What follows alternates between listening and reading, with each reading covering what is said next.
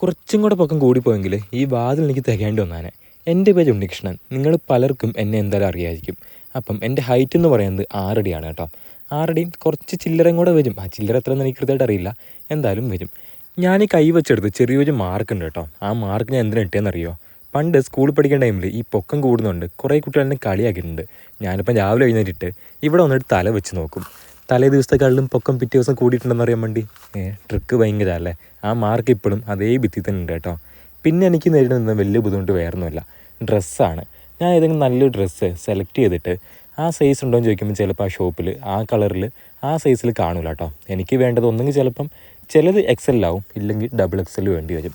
അപ്പം ഈ ഡ്രസ്സിൻ്റെ കാര്യത്തിൽ എനിക്ക് നല്ല ബുദ്ധിമുട്ട് നേരിടേണ്ടി വന്നിട്ടുണ്ട്. കാരണം മോഹിച്ച സാധനം ചിലപ്പം കിട്ടാണ്ട് വരും.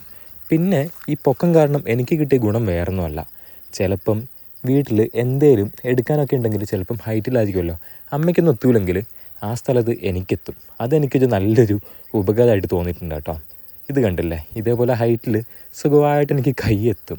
അപ്പം ആ കാര്യത്തിൽ മാത്രം എനിക്ക് കുറച്ചൊരു ഉപകാരം കിട്ടിയിട്ടുണ്ട്. പിന്നെ എനിക്ക് തോന്നി വേറെ ബുദ്ധിമുട്ട് വേറൊന്നുമല്ല കേട്ടോ. പബ്ലിക്കിൽ എവിടെയെങ്കിലും പോയി നിൽക്കുമ്പം ഈ ഉത്സവത്തിന് ആനേനെ എഴുന്നള്ളിക്കുമ്പം എല്ലായിടും നോട്ടം ആനയിലായിരിക്കൂലേ.